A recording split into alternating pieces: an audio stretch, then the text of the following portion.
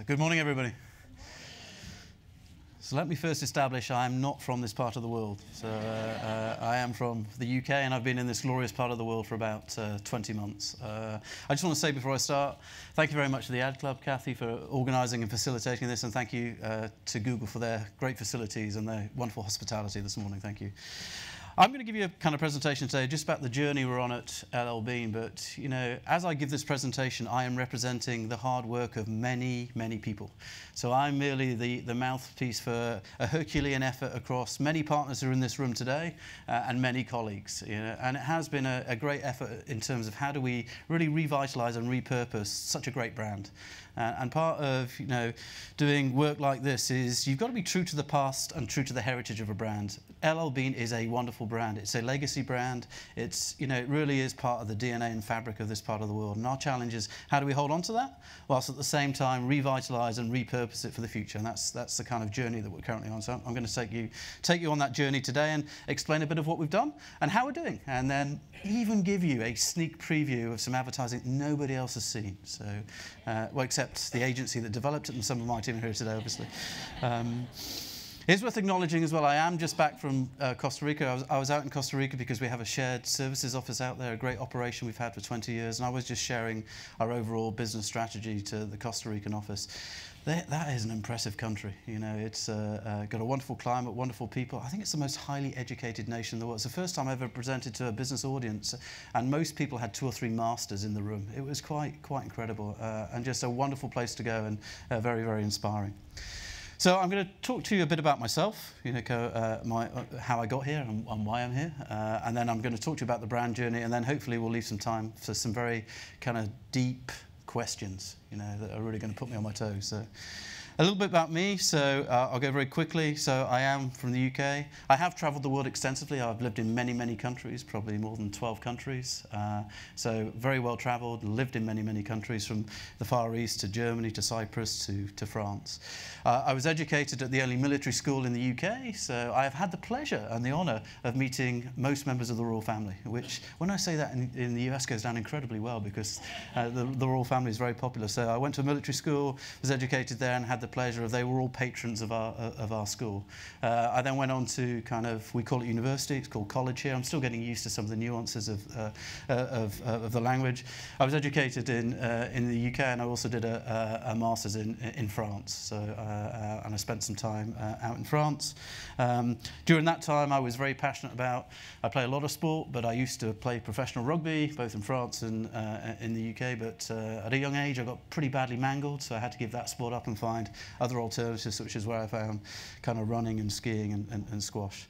My career really started at Mars. I was at Mars for about kind of 14 years, a great organisation, thoroughly met lots of great people there, still lots of great friends from my time at Mars, and I really learnt the art of brand building and how you nurture and develop brands. I then spent an extensive amount of time as the MD at a company called Molson Coors, which is a beer company, again a privately owned business. Mars is privately owned as well. That was a wonderful opportunity. So I was basically paid to drink beer. Which, let me tell you, is a good job. So I do have a pretty profound knowledge of beer, and I will say actually the beer in this region is pretty good. The craft brews are really quite exceptional. So I had a wonderful time there, and then I joined Walmart. So I worked for their UK division as a marketing director, and that's where I met Steve Smith, our president and CEO. And it was Steve that said, "Would you think about coming across?" We had a great working relationship. Would you think about coming across to work for L.L.Bean? Didn't really know the company. Came across, met people in the business, wonderful colleagues, wonderful business, wonderful part of the world. I guess we made the mistake in some respect of visiting in the summer. And actually, I did make the decision to join L.L.Bean on the basis of coming in the summer. So I don't regret it one moment. It's a wonderful business, having a wonderful time, but the winters are pretty tough. They're pretty harsh, and this one's been exceptionally tough. We're still learning the art of snow management and what it means to shovel your driveway and how important it is to shovel your driveway, otherwise you get ice. So we're learning some basics and the importance of finding a ploughman. And if you don't have a ploughman, you can have a very difficult winter. So we are still learning some of the basics. I have a wonderful family. I have 3 children. My eldest daughter, she lives in London. We've just recently visited her. And then I have Margaret's my darling wife. And then I have Archie, who's 14, and Lizzie, who's 9. Again, as a family, we're really passionate about the outdoors. I talked about my passion for sport. I'll play any sport, some of it competently, some of it not, but I'll play any sport, you know, and throw myself at anything. And I have a huge passion for what we call football, and actually what the rest of the planet call football. Just for reference. I think it's called soccer here. So I have a huge passion for soccer. I still have my season ticket to the team I support, which is Manchester City, which, for those that don't know, have just won the Premiership in the UK, so they are officially the best team.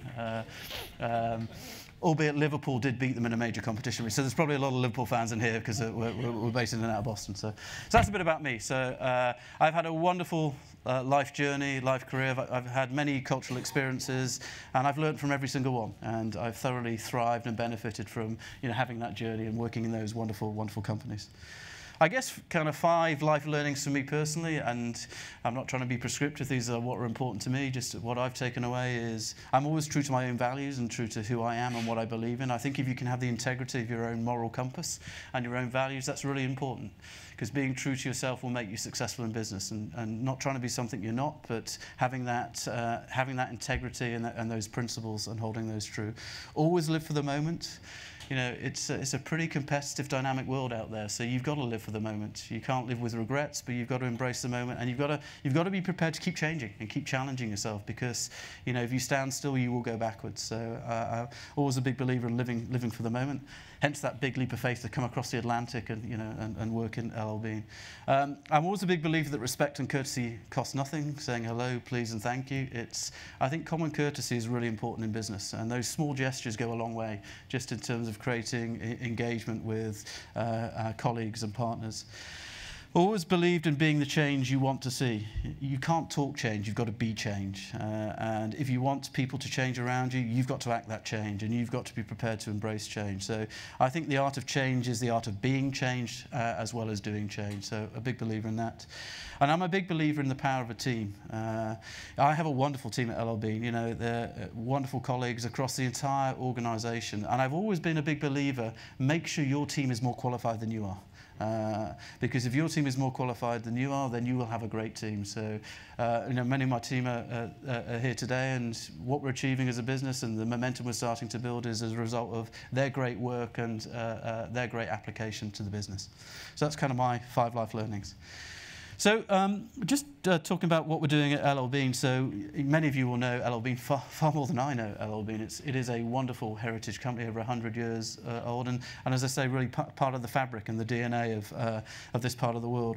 But the challenge was growth.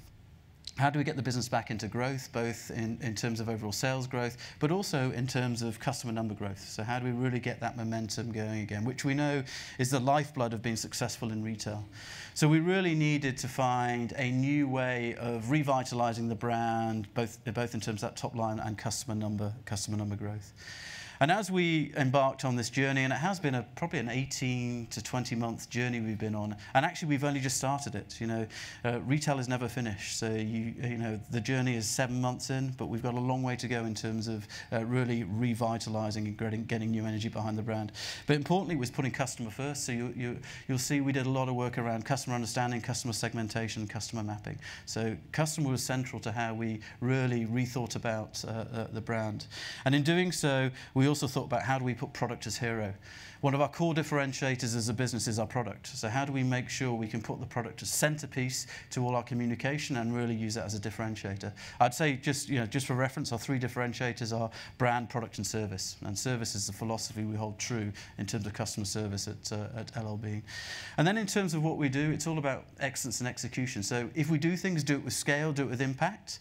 It's not all going to work, and it's not all necessarily worked. But we've learnt a lot, and in doing so, we've got those learnings, and then we can really double down in terms of doing things differently in the future. So, yes, we execute things with scale, but we've got to be bold, we've got to be disruptive, and we've got to be prepared to try new things. And I always encourage that in the team. And ultimately, growth is very, very energizing. Growth is incredibly contagious. So how do we make sure that we get that growth momentum into the business? So that was a kind of what we called our tenets of a go-to-market philosophy. And as I said, you know, as we talk about this brand launch, there is a huge team. It's a fantastic team. It's a team that is so passionate about this business, so passionate about our customers, and it's a team that has made the difference. It's the team that's really informed this journey that we're on, and this is some of the team that's really contributed to most of what I'm going to share today. So thanks to everybody that's been involved. Some of you are here today. We have great partners. You know, a partner for us on this journey all the way has been our agency VIA, who are a wonderful agency based in Portland, and they've just been such a great thought partner, but also an inspiration in terms of encouraging us to be just bold and different in everything we do. We did a lot of work, so there is a 75-slide deck on the research we've done. I've got it down onto one slide, so for those who want any more detail, you can read it at your leisure, but we did an awful lot of upfront analysis as we went on this brand journey, so I'm now going to share the process that we went through on this brand journey. We spoke to over 6,500 customers. We did many hours of research, and we did a lot of deep dive into the competitive marketplace as well. So by understanding current customers, new customers, the competitive marketplace, and also the overall retail marketplace, we really try to understand where should we go with L.L.Bean. How should we evolve the positioning of the brand, and how do we make it differentiated in the marketplace? It gave us, there were lots of learnings, but I've just crystallized it down to I guess the 5 most potent and meaningful learnings. So the brands that had a singular clarity, a singular purpose, and executed that purpose with resolute consistency across every touch points were really winning. So a good example of that would be Patagonia in the outdoor space, and actually had a higher order purpose as well, so that became really important.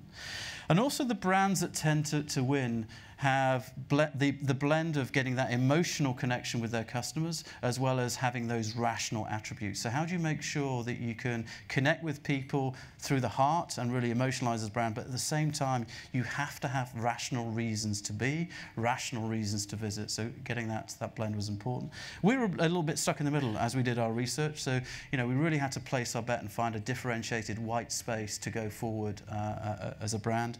We considered certain things within our mix to be differentiators. So, a good example would be the guarantee. But customers were playing that wasn't a differentiator. And actually, if you ask customers what a guarantee was, they couldn't play it back by and large, and they thought we were in a similar space to others. So what we were defining as differentiators weren't actually necessarily differentiators in the eyes of customers.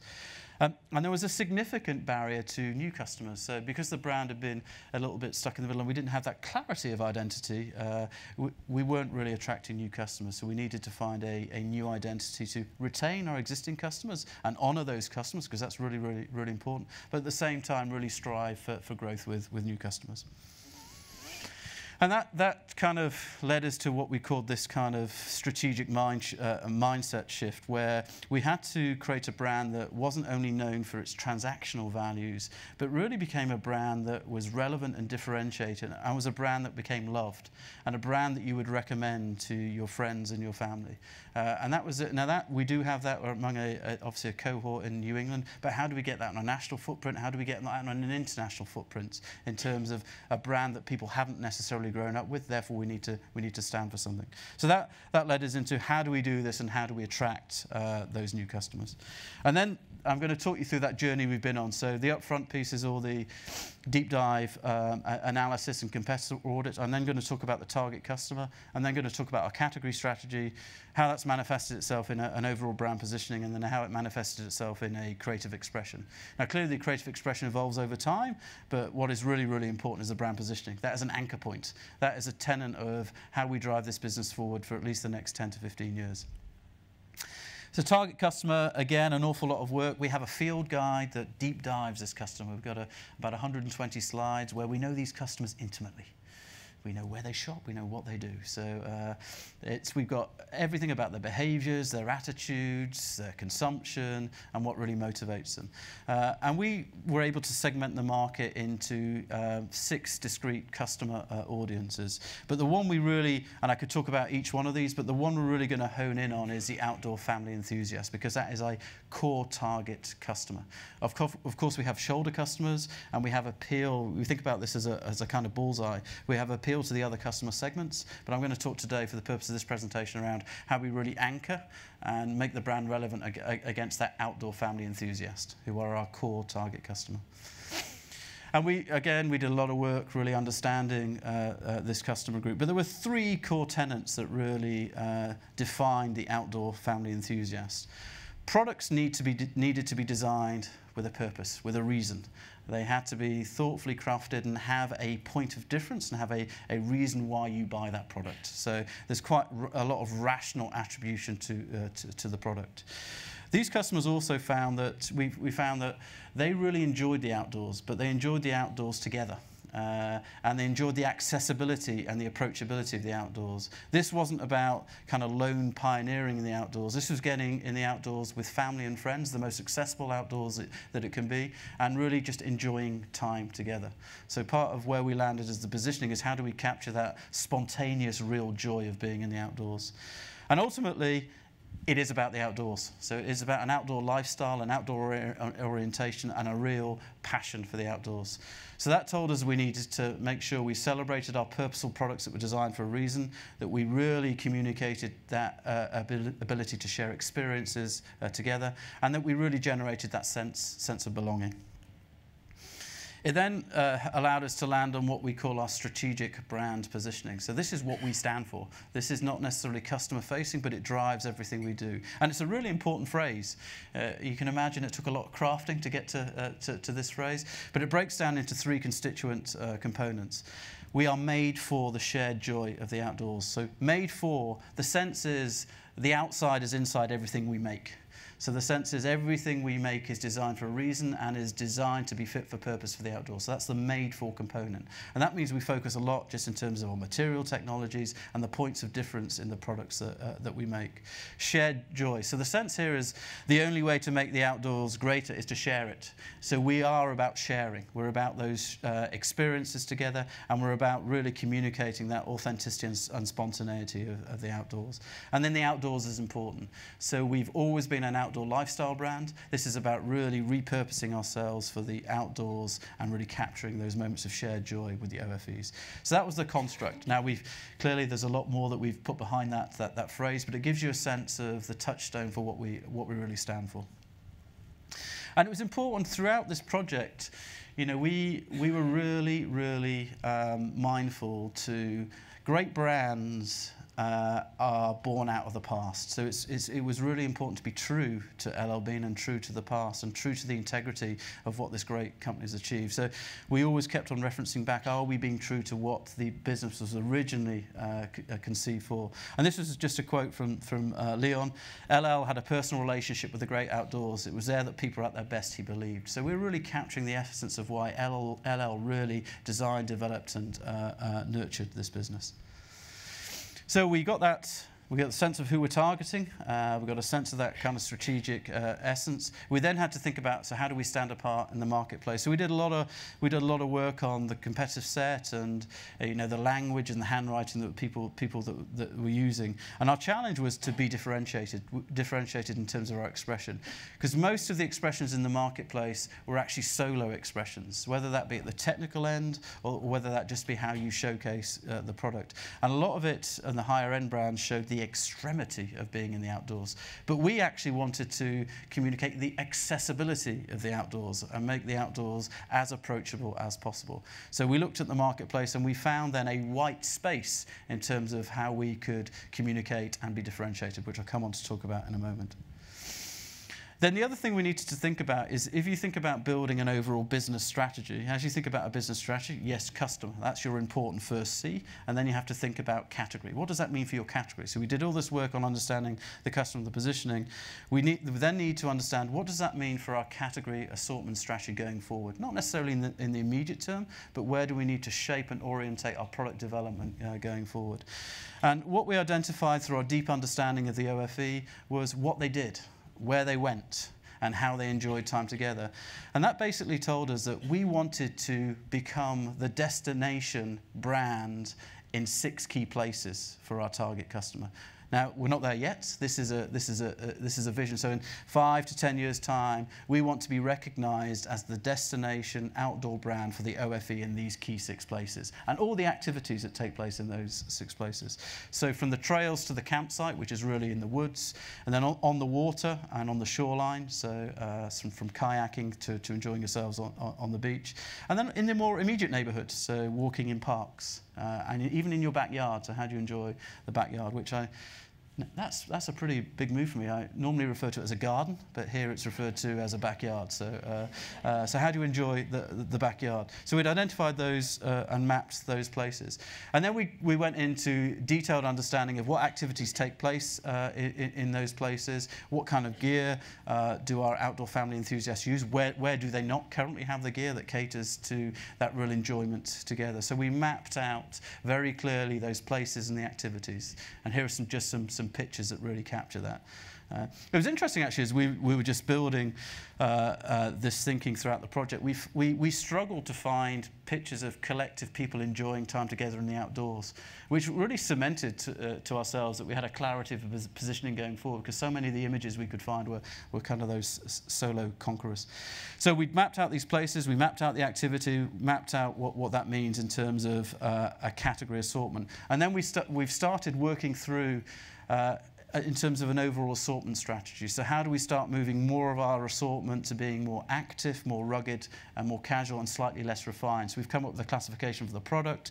We've mapped those across against those key places. We've mapped those against those key activities. And now we're on a journey of just assortment optimization to get us there. Whilst still being true to those key products that our core customers value. We've got to be really careful here.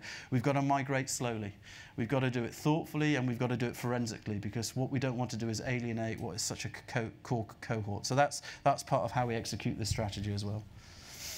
So we've understood the customer. We've mapped the category. How do we then map a creative expression of that that's meaningful and compelling? And this is where we kind of taking our strategic essence of made for the shared joy of the outdoors, and then the key components of that being the sense of the outside is inside everything we make. The only way to make the great outdoors great is to share it, and the outdoors is a place where we all belong, because there's an outsider in all of us. They were the kind of tenant statements that then started to motivate. How do we get the imagery, and how do we get the creative expression that connects that? And we came up with 6 values, or 5 values, sorry, that we felt were really, really important in terms of our overall communication approach. We had to be authentic in everything we communicated. We didn't want to be too staged and too contrived. We had to make sure that we captured spontaneity. Now, for those that work in the industry, trying to capture spontaneity in creativity is pretty hard, but we're working really hard at that because it's important to us. You know, how do we capture that expression? We had to be friendly and fun-loving, and we had to be approachable. So as you look at our communication and as you look at our handwriting, they became the tenets of our kind of communication. And we did come up with this was a kind of light bulb moment. You know, this is where, at this stage, you know, we were working in great partnership with VIA. We came up with a manifesto. Now, this is a manifesto. Originally, we weren't going to share with our customers. It was a kind of manifesto that was going to guide our creative work. But we loved it so much, we did actually develop an ad about our manifesto, which we did share with the customers.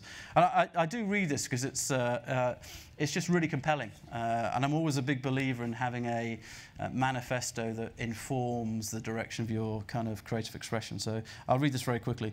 Welcome to the outside, where there are no strangers, only friends we haven't met yet. Where days have names like beach, snow, and bluebird. And where the smell of a campfire means you're in the right place. You don't need a passport to come here, an invitation to play here, or a membership to belong here. Just step outside the front door and you've arrived. You can forget your age, your worries, even your bathing suit. Just don't forget to bring your friends. It doesn't matter where you come from, only that you come often.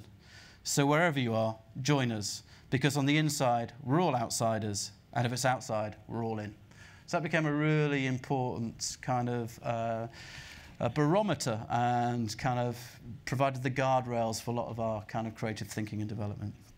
And then as we think about the creative expression, we wanted to do 2 very, very clear things. We wanted to emotionalize the brand, and we wanted to rationalize the brand. So we wanted to create that connection at the emotional level of the sense of getting OFEs to join us, to become part of the brand, to feel comfortable with the brand, to create those moments of authentic, spontaneous joy.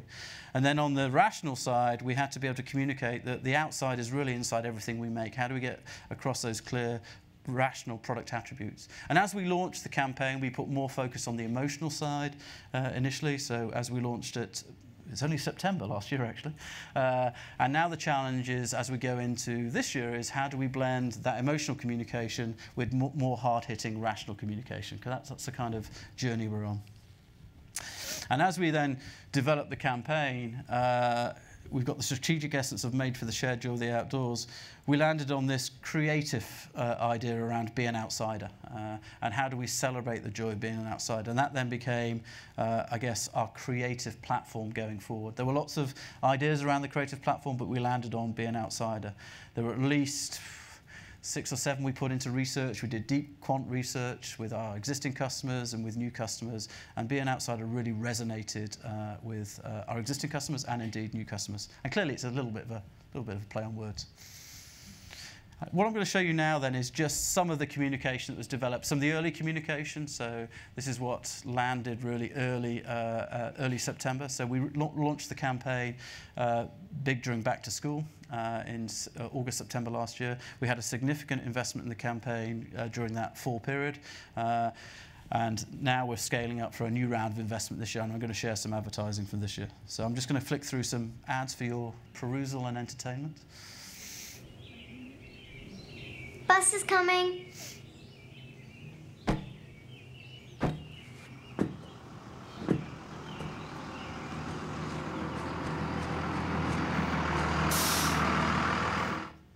And we have a blend of 30 and 15-second ads, and, and that was obviously targeted for back to school.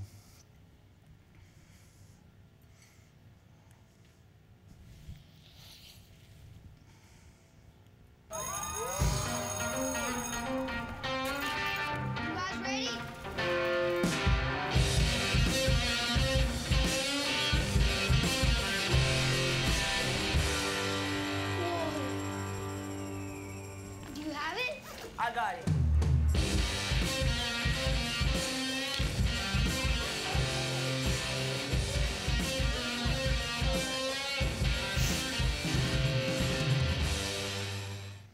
We did try to get Guns N' Roses for that soundtrack, but so Axl Rose was a little bit incoherent.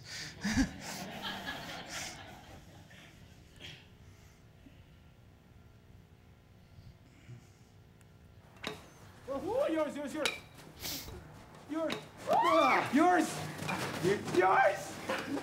Really yours? Yes! Is that good? Yes! Yes! Woo! Winner!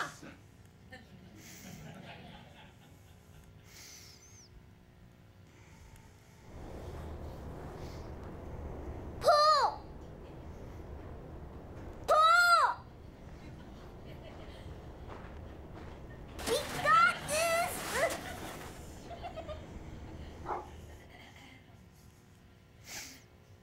And then this was our holiday spot.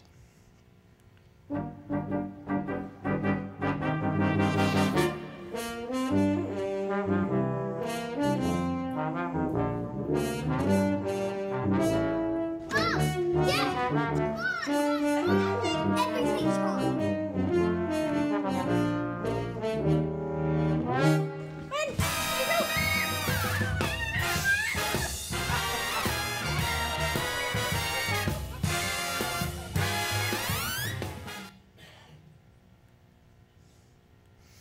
And then we started, so you can see how we're trying to capture that joy, that spontaneity, and that they were the spots that really emotionalized the brand. Then we started creating a certain handwriting in terms of our print communication. Again, finding those emotional images, but also then finding a way of showing the product in a non-staged way. We wanted to show it in quite an organic, relaxed, natural way, and then bringing to life the product stories with some kind of engaging copy rather than too straight talking. So you can see here some images. And if you look at our catalogues now, the imagery is much more about that joy of the joy of the outdoors and that celebrating it together. We also, when we do things, I talked about being bold and disruptive. We did something with the New York Times, which was our manifesto that actually only appeared when you took it outside. So it was done with special ink. We did this and it was a huge success. It was it went viral. And what it did for the brand, it showed we were a forward-thinking, progressive, pioneering brand, just prepared to do things and try things. And we're going to try to do one once every 3 to 4 months in terms of a big, bold idea. They're not always easy to come by, so if you have any, please share them. But we do want to do something that's just disruptive and really makes people think differently about the brand. And then here's an example of another print ad.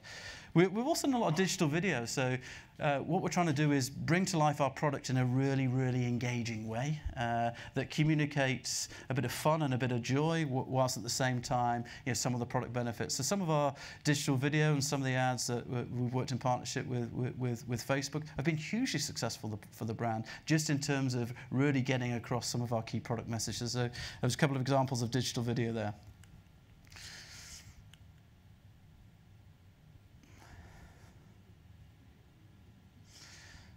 This was hugely successful. It was I'm not sure I'm allowed to say this here, so I need to be PC. This was the flannel hoodie love child. This product sold out. I mean, it was so successful in terms of that product. But it was a great way, again, of bringing to life, a real styling cue around that hoodie, but also celebrating kind of our DNA in flannel, which is so important to us.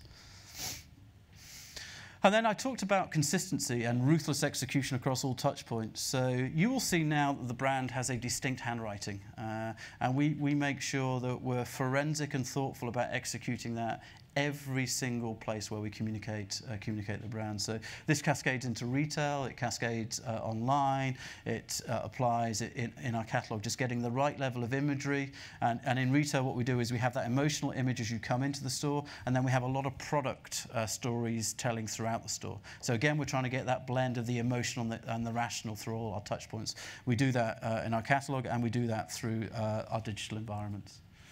And also, what we've started doing is a lot more around experiential marketing. So this is something we call it our brand engagement team.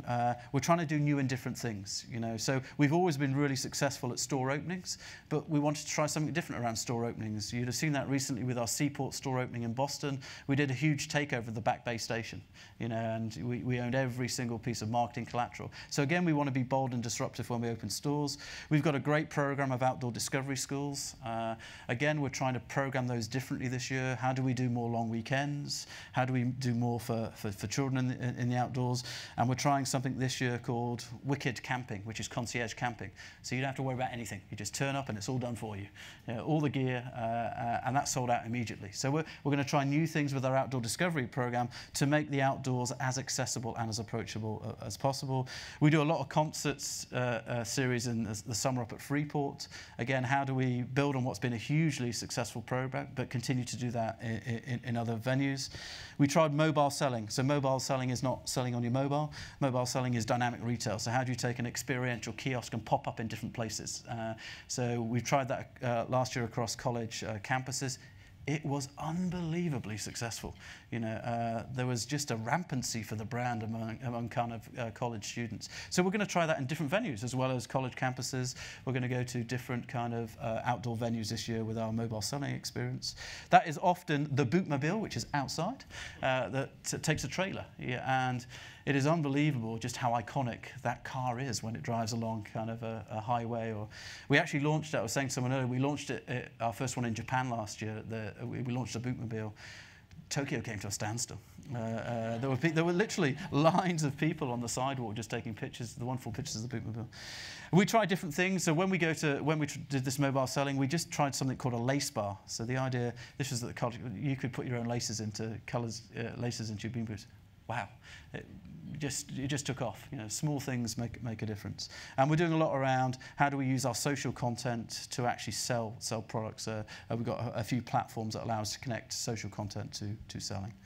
This is just in a bit more detail our mobile selling kiosk, and we did kind of well over $250,000 just from a trial last year. So we'll be scaling our mobile selling kiosk. I can't remember which college are we at today. Where's Eddie? E&H today. So people say, how's it going? You've done all this work, you've understood the customer, you've done all this mapping of your kind of strategic essence, you've mapped that to your category strategy, you've come up with a creative expression. How's it all doing? Since we launched, we've certainly built momentum back into the business. So we had a really encouraging holiday period, and we're looking to continue that momentum early this year. And it's early days, but really encouraging early signs from as we've initiated this campaign and really brought our product to life across new customers. And products is important here. We have a great category and merchandising team. Our challenge is how do we bring to life those product stories, which we've done really successfully over the last 6 to 7 months, but we've still got a lot more to do. So our ad awareness has grown, aided awareness, our online ad awareness has grown, our message association has grown, and our consideration intent is starting to grow. These are Millward Brown metrics. Obviously, I'm not going to share the detail of those metrics with you, but they've all grown. To do that in 6, 7 months, I've worked in this industry for a long time, is very, very unusual and very difficult. But we've seen movement and momentum, which we find very encouraging, both with our current core customer and indeed with new customers. So it's really always important to have the metrics and measures behind this, so we do feel encouraged by the early signs. And that is the journey we have been on. So a lot of deep dive understanding, a lot of then mapping of what that means, clarity of a brand positioning, clarity of a customer segmentation, clarity of a category strategy, clarity of a creative expression, and then clarity of execution across all touch points around that. That's the kind of journey, and I'm just going to share a bit of a sneak preview of 2018. So as we go into 2018, so when we do all this work, we've also stood up a new process internally. We call it the commercial planning process. Part of the challenge of the organisation was, as you do all this work, how do you connect the whole organisation and align the whole organisation behind the key priorities? So we've been working very hard to stand up a whole new process that connects the entire business end to end around the priorities. And this is called commercial planning. It involves clarity of connecting your product development process and your merchandising process, clarity of your go-to-market process and your communication process, which I've just shared, clarity of how you connect that to your planning and budget process, and then also, as you do that, how do you do in-season variance management? So if you all know the priorities, you all know the initiatives, if things aren't going as you anticipate, how do you actually course correct during that? So this is the whole ecosystem of what we call commercial planning, which has really connected the entire business and is really working incredibly well. If you ask people what the priorities are now in the business, which products are our heroes, how we're communicating it, almost everybody would know. And we work very hard at trying to communicate and connect that. And what that means, you'd be delighted, I'm not going to share the details of this, but every month we have a detailed calendar. So every month we know what the product priorities are, we know what the key themes are, we know what the key promotions are, we know the key touch points we're going to execute that. And that then breaks down by day. So as you look at this on the left-hand side, that's a month, and then we've got that by day. We have got that mapped out for the entire year. Now, the likelihood is we're not going to 100% execute that because we're going to have to course correct. But to date, we've executed as we planned for the first 2 months, which is great because it takes noise out of the business because you're all connected and planning well, and you don't have to keep kind of iterating new initiatives. So that's really great for the whole organisation in terms of efficiency and connectivity. And then as we express these, we have a kind of creative theme for the month. So March, an example, is the outdoors collection. Behind that, we have a clear product bundle, the key products that we want to celebrate and communicate. And then we have also identified what we call the KVIs, the key value items, what those big hitting products that you always must communicate across all touch points. So we map out a clarity of a communication through the bundle and then break down that to product. And then I've just got a couple of examples of some product communication that's been in development. You'll see this through your social feeds, your paid social feeds. This is how we bring to life our mountain anorak. And really simple ideas around product, but they're really engaging. This mountain anorak sold out. So unfortunately, we can't get enough of it at the moment. So it's there's a beautiful one for the lightness of our madras. You have to watch a bit carefully for this next one. In fact, you have to watch very carefully. The collar turns up, naturally cool. And then here's some other ideas. Again, it's showing the layering of our product. And what we've learned is through this dynamic content, we're really driving engagement with our customers.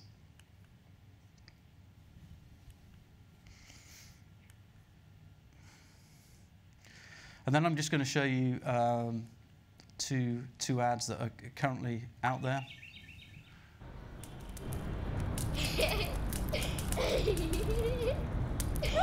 Oh, come on, you know you want to. Come on.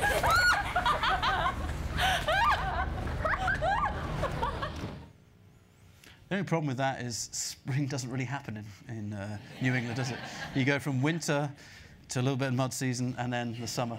And the winter's about 9 months of that. So in principle, it celebrates the seasons. Good morning. Good morning. Good morning. Good morning. Good morning.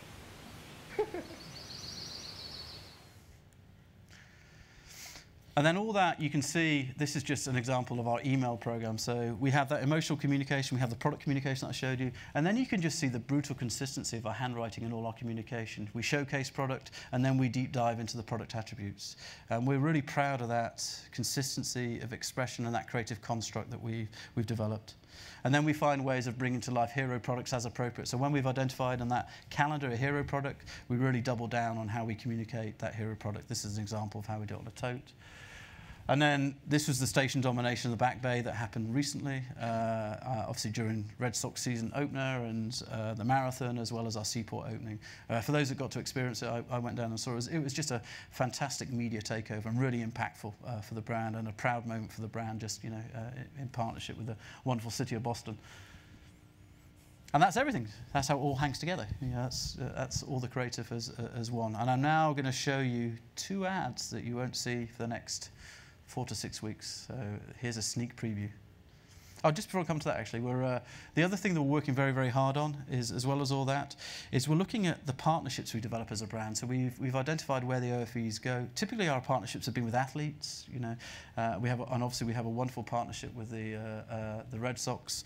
We're also looking at other partnerships to build off those great partnerships, and we're looking at partnerships that really connect where the OFEs go. So we've just become one of the headline sponsors of Summerfest, which I always thought that Glastonbury in the UK was the biggest music festival in the world, and I heralded that and regaled that to my team, but I'm informed it's actually Summerfest, which is in Milwaukee, which has 900,000 odd people, and we're actually owning the outdoor experience kind of stage at that. And you'll hear in the next 3 to 4 weeks, there's going to be a lot of additional partnerships coming on stream, so either co-branding, co-marketing, co-opting lists, but partners that are going to really help us get access to the OFE. So there's a big partnership strategy.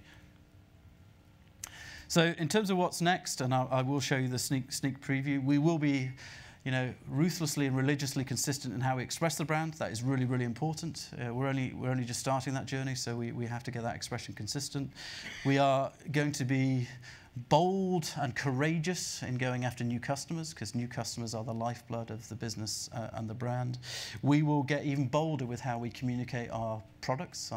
Products are our differentiators. How do we make sure, as we emotionalize the brand, we communicate products in an effective and impactful manner? We will keep testing and learning, and we will keep doing things that won't work. But we're willing to learn, and we're willing to make sure we put those learnings into making them bolder and more impactful going forward. And we'll celebrate successes on the way. We've had some great successes in our early momentum and some great successes with our initiative. It's important that you take time to celebrate. And just make sure that you celebrate as a team and you celebrate as a business. And then the promised sneak preview of the new work. This is a holding screen. The customers won't actually see this, don't worry. It's although it is impactful. Hey, How's it going? it's going great. You been out here a long time? Maybe an hour or so. Nice. That's awesome. They like each other. Yeah. Nice to meet you guys. Me too.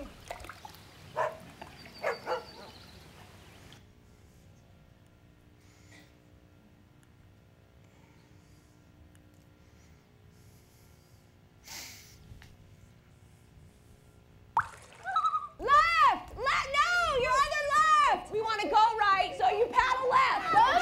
We are in it to win it. Go, go,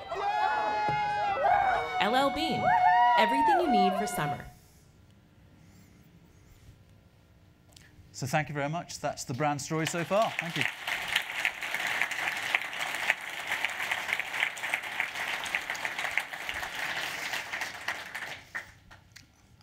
I think we're going to take questions.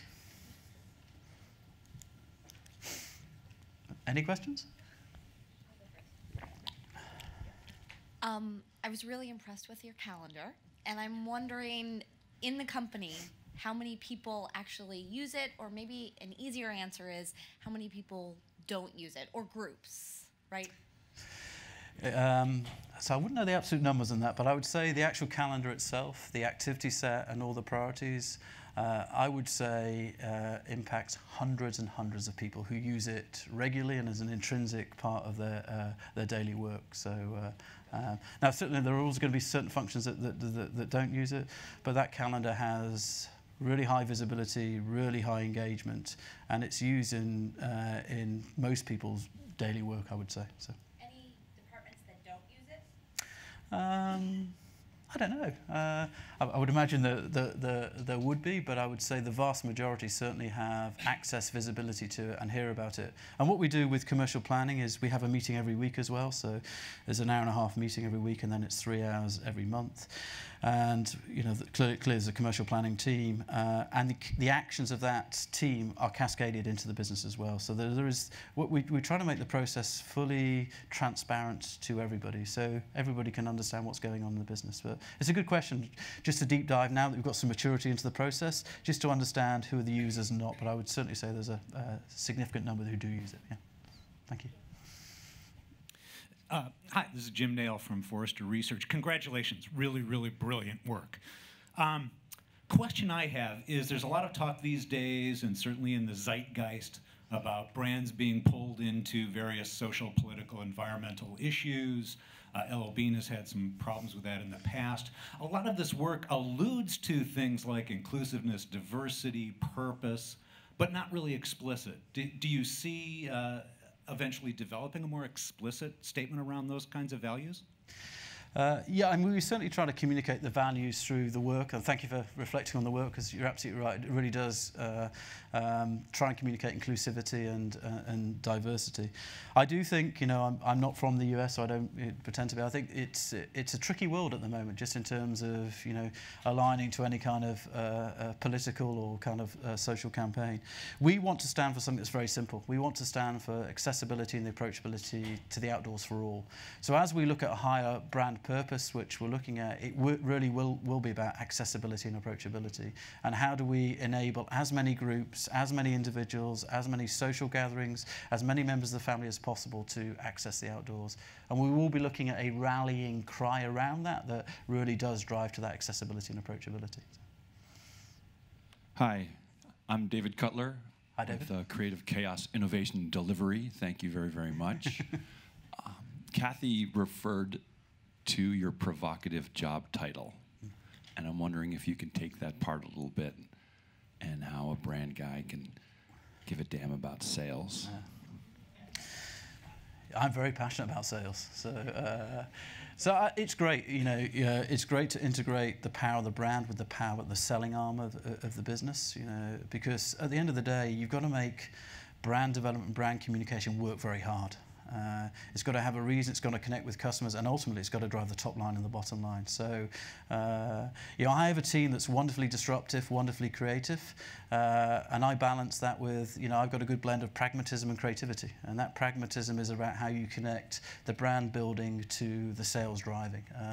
And so we think that works very well, and I'm able to kind of blend the two without really thinking about it. So, but it really does drive us to be very metric based, to really understand what our marketing is doing, how it's driving new customers, how it's driving demand. And we have a world-class customer insights and analytics team, you know, who really deep dive and try and understand what the impact is of all our communication on the customer. And that is something where we put a lot of effort and energy, and will continue to do so, because I do think understanding customers, getting the insight, getting the data science behind them, but making that meaningful then in terms of an initiative is a powerful way of marketing. So today I don't feel conflicted. I feel blended, and harmoniously so. So it's Hi, this is Emily Collins. I'm also with Forrester. And I really appreciate you talking about understanding the customer and the insight. And my question actually has to do with measurement. So you talk a lot about rationalizing the brand as well as creating that emotional connection and resonance. And I'm just wondering what methods and metrics do you use to measure the emotional connection that brands have, and how often are you measuring that? So we measure an awful lot. Part of having, I guess, catalog in your DNA, because we've been a catalog, is we have a profound and deep understanding of our customers. So we measure so much around our customer behavior, the customer diagnostics. But from a brand perspective, we do cross-media studies, we do brand studies, and we work in partnership with Millwall Brown. And we are regularly deep diving the brand, good, bad, or indifferent. I'm always a big learner, and I say that a big proponent of in the business is, even if the news is not good, we share that. Because actually it's important to let the whole business know how you're doing. So we will look at every single metric and make sure we understand it. We're trying to build a real learning philosophy into the business, whereby everything we do, we then have a learning log, and we say, as a result of doing that, what can we do differently, and what does that impact on the customer? And that is really good, to be open, transparent, and honest, and not hide anything, not shy away, but just be prepared to share and learn. I think is really liberating for any organisation, because it means you're all part of the same journey together. So we have I won't go through the list of metrics, I can share with them offline, but I think Eric, who heads up our customer insights and analytics team, is here today. He could probably talk to you for a couple of hours over a coffee about all the kind of all the diagnostics we put behind the brand. So. Hi, Andy from AMP Agency, thank you. So you touched on this a little bit, but I'm really impressed in the last few years how where most traditional retailers, or a lot of them, are shutting down their doors, you guys made a conscious effort to open up more retail stores. So just at a high level, because I know that could be a whole nother presentation, but what has that journey been like, and kind of connecting those dots of learning who your in-store shopper is with your consumer marketing? That is a massive question. We're a big believer in omnichannel, truly omnichannel. We do believe that having the touch and feel experience of a store is important. We've got to get the right stores in the right place, and we do a lot of research around where our target customer is and how we would land a store and connect that store. But as we go forward and look at the landscape, we have to be really thoughtful to our channel strategy. So clearly we have a strong catalog business, but we have an incredibly strong e-com business, and we have a growing retail business. But in other parts of the world, we have a great business in Japan, where we're testing things like wholesale and potentially e-marketplace. So we know there are different avenues to access our customer out there. We're being very successful through our current channels. We keep being forensic around those, but we will be thoughtful to other channels going forward, if it's appropriate for the brand and if it's appropriate for our customer. I don't think there's ever a right answer here, but we have to be thoughtful and considerate. And in doing that, we do think that retail fascias have a role, certainly within the mix. Hi, Allison from New Balance, and we're looking to make a similar transformation, and we've been watching and so inspired over the last year or so, watching what L.L.Bean has done and what you and your team have done. What I think you've done remarkably well, and it really comes through in this presentation, is zero in on one target consumer and kind of execute with excellence there. I think that's something that sounds really intuitive, but many of us have probably lived it, and it's really hard to make some of those trade-offs and say this is more of a focus, this is less. Can you talk through some of the either trade-offs or compromises, obstacles you've had to sort of go through in shifting the focus to really one consumer? Yeah, and I think you're right. It's not an easy journey to be focused and actually to make a choice and be prepared to say no to others and actually really double down on that. I think it helps that as we've gone through this work, we've always been true to the great history and heritage of the brand, and therefore a deep understanding of where the customer has been. So the customer positioning of the OFE is very close to where the brand has always been. And as we map the OFE, it is a huge opportunity in the US. So we know the numbers around the number of OFEs and the market potential by area of the US. That helps. So having that clarity, but also knowing the size of the opportunity, and then also communicating to the business as we go on this journey, and we're going to be very forensic and very deliberate and very purposeful around the OFE, we will equally be thoughtful to how do we manage that transition. So it's not going to be a whale watch, it's not going to be just a kind of flip-flopping. It's going to be, although the majority of our communication is focused there, we still have a bedrock of communication that talks to our core cohort. But I think the other thing that helps is we shared this.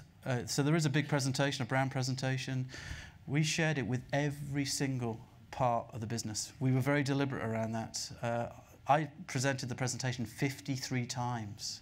I went to every area of the business, and some of my team went to the business, and actually just creating that belief, that belonging, that connectivity into what we were doing, but also taking them on the journey of why we did it and how we did it and the detail. That was really, really helpful, actually. It was a lot of work, but it ultimately pays dividends because everyone talks that language now. Everyone talks about the OFE. Everyone talks about the brand positioning. Everybody knows what we're trying to achieve. Now, that's great. But obviously, the flip side of that is the business hold us to account for that as well, which is great, you know. So how are we doing? How's the brand doing? How many OFEs are we bringing on board? So you do start creating a hunger for knowledge in the business as well. So. This is going to be the last question. I was just up at Freeport about a month ago, and I had a fantastic experience, but I was struck about two things. One, I hurt my foot and twisted my ankle, and when I went in the store, the guy there, you know, he was very authoritative, and he said, you know, at this point, you really shouldn't buy a boot. You shouldn't get a shoe. So I really appreciated that he had that confidence to say no to me, which led to us buying a ton of stuff. I was with my mother, and my 5.5-year-old son, and my wife. So we bought, you know, bathing suits, sun shirts, chamois shirts, all this stuff. Well, thank you. But it's been over a month, and I haven't gotten like any kind of note from L.L.Bean. You know, great, you re-engaged with the brand. And so I wonder, as you went through all this, what about the loyalists? Like, maybe I'm just too old, but people like me who have loved the brand, grown up with the brand, it's a rite of passage. And I would think that's very important. You keep connected to them as you move into, this feels very millennial, what I watched. What about the loyalists? Well, first of all, thank you for your great custom, and I appreciate it. It's thank you for your story. We are, so you may have just slipped through the net, we're very committed to our loyalists. So we continue with communication to our loyalists. Both catalog is a main medium for our loyalists, but equally online. And we do keep communicating with them. We have a dedicated program. And we're very, very thoughtful to that because we don't want to lose that loyalist. They're important to us. They're important to us now and for the future. And actually, your reflection that this is millennial, that is not the intent. So as we've looked at the OFE, I'll be honest, we are not interested in a demographic whatsoever. We're interested in a psychographic. We're interested in an attitude to life, an attitude to the outdoors. And we want as many 70-year-olds as we get kind of 5 or 6-year-olds. So as we look at the brand and we build this brand, we are very, very thoughtful to that psychographic approach because we don't want to become a millennial brand because it can pigeonhole you. And we want to be the most inclusive, approachable brand for the outdoors among as many people as possible who have that outdoor family enthusiast orientation. So you may have slipped through the net, but we can pick that one up. So just really huge thanks. It's a huge commitment of your time. You know, I really appreciate the fact that you've taken time to come and listen to a Brit today, talk about what is a wonderful heritage brand from this part of the world. It's been a pleasure and honor to speak to you, and it's a pleasure and honor to work for such a wonderful business with great colleagues who are so passionate about building this great brand. So appreciate your time, and hopefully it's been informative to you. Thank you.